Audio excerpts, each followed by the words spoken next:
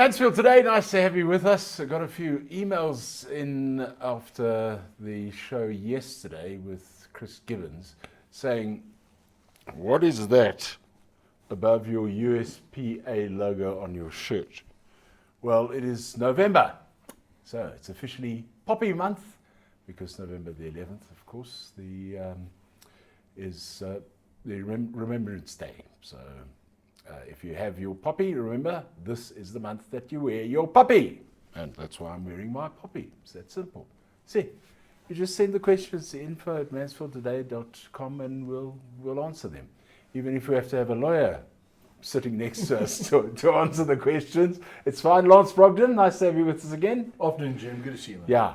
Listen, a bit of a contentious week last week, and I don't want to get into the politics of the whole thing because this is not a political show. But let's look at it from a legal aspect here. And Lance, maybe you can shed some light for us. The whole Quintin de Cock incident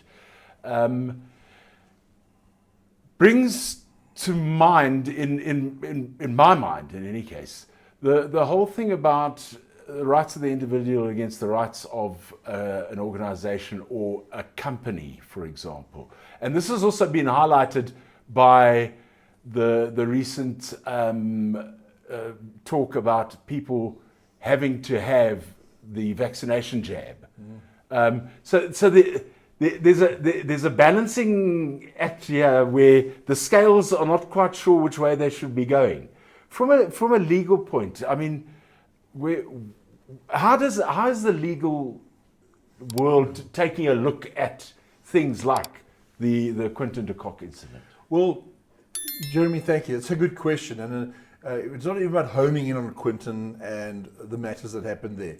So the legal world is actually quite simple in the sense of you having a contract or an arrangement or an agreement. So let us say I'm employed by a company and that's my employment contract, and all of a sudden they say I have to go for a vaccination, or Quintin, you have to take the knee. So that is where it becomes immediately difficult because in Quintin's case, I don't know, I have not seen his contract with Cricket South Africa on how it happened. I just think it unfolded in a rather uncomfortable way because I think it could have been handled better. But from a legal side, it's what is your arrangement, what is the agreement? Now, if, for example, and I'll give you an example, in a contract, if I work for a company, often it says you are employed as the marketing manager. However, at any time, as a company, we can actually re-look at your agreement and perhaps put you in another position, as long as we don't put you in a weaker position. So I think that's the first kickoff from a perspective of the legal arrangement that you have. And perhaps it says in one's contract, whether it be rugby or any sport, yes, you're employed by that rugby code or cricket code or the sporting code that you are.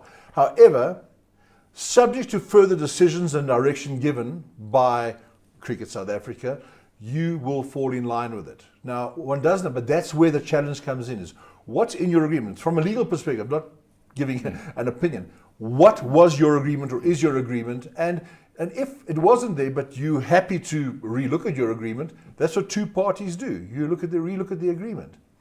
I think just, George. No. I just, from the outset, so let's look at that, the whole thing. So anybody who supports any form of racism, sport, business, life, is unacceptable. Okay, that is a no-no, right? So I think we all should stand firm and hard against anything of that type. But there are two other little nuances that come with it. The one is discrimination. So racism, no. Discrimination is difficult because when you start leading in directions where you are forcing decisions made on culture, on race, and I don't want to get into fine detail, but it becomes difficult because people say, well, what's the difference between that and racism? I don't want to go down that route. But it is a nuance and a challenge we face. Any form of discrimination to me, based on your gender, your sexual orientation, is unacceptable. Then the third part, another nuance for interest, just for real interest's sake. So, Jim, if we talk about equal opportunity, and I do believe equal opportunity is the real way to go, But it goes far further back than just a sporting code or a company or not. You know, I think what governments of the world should do, equal opportunity starts from birth. Every life, every child has an equal value.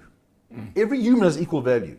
So as a government, and we're now going through elections now, and I'm not a politician, as you can see, I don't have those skills, but what I would say to a government is, well, let's start right at the bottom. When a child is born, does that child have the basic opportunities? In other words, warmth, food, medical, because in the first 7 to 10 years, that child is formed. If that child is malnutrition, if that child isn't given a basic education, where you start allowing 30% to be a pass mark, you're not helping that child. And that child, in a country like ours, we need every skill we can get our hands on. We're losing skills hand over fist. We shouldn't chase people away.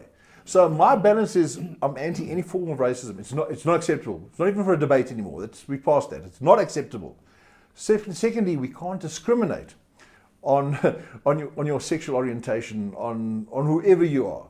And very importantly, I think we taught equal opportunity. We should start right at birth.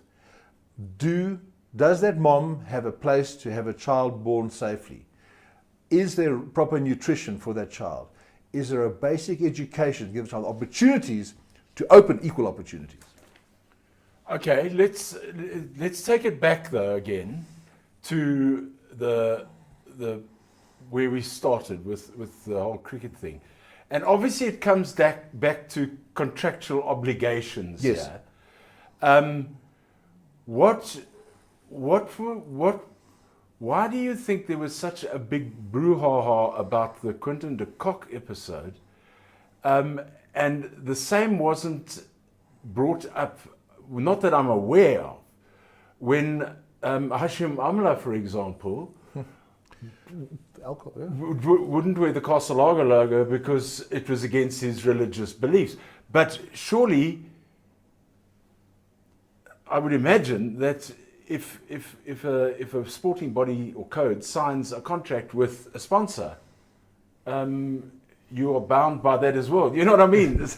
Jim, very interesting. So once again, Hashim, who's been one of our greatest cricketers for many years, and a man I really respect, he stood by his principle, is that in terms of his religion, his rights, he doesn't wear the logo of the alcohol supplier.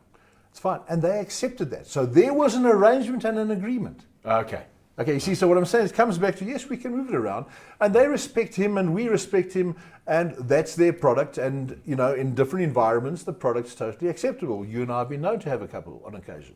just a couple. Yes.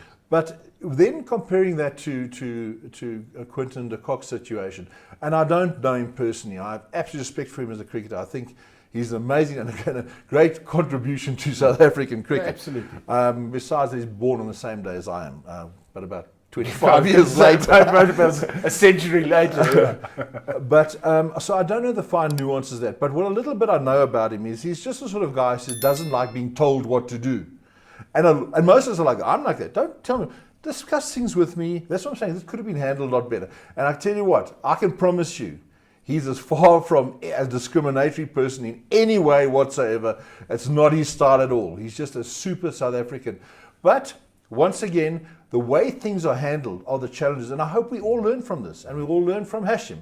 And we all learn from, and you see guys who do get opportunity coming through the ranks. Lewis Hamilton, probably one of the greatest racing drivers definitely of this era. Well, he's proven to be the greatest racer of this era, and probably the greatest of all time. So, and he stands so, and he's also far more open-minded than one thinks. Okay, so it's all about no discrimination, and I don't want to use the racism anymore. It's just not acceptable. But giving equal opportunity, and that's what Lewis is fighting for: is equal opportunity where possible. However, for example, I couldn't go play NBA baseball because I'm 6 foot tall. The guys are 7 foot and 7'2". Yeah. So we've got to be realistic as well. When you go to school, not everybody can become the first team fly-off because it's a very specific skill, and a lot of it you're born with. Not everybody can be a Nas Buerta. Not everybody can be a Cheslin Colby. Not everybody can be Mackay Ntini. Okay? So we've got to also balance natural skills and equal opportunities. Yeah, reminds me of the New Zealand family, the Bowden family. Yes, I mean, Three brothers. well, yeah. There's more than that. It's not only that. The father was an All Black.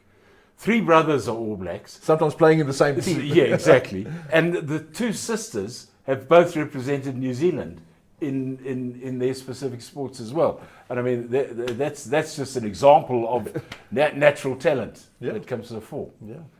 Okay. I think we should leave it there because there's not a heck that we can actually add to this. I know it's been a raging debate in pubs and around braai fires and all the rest of it.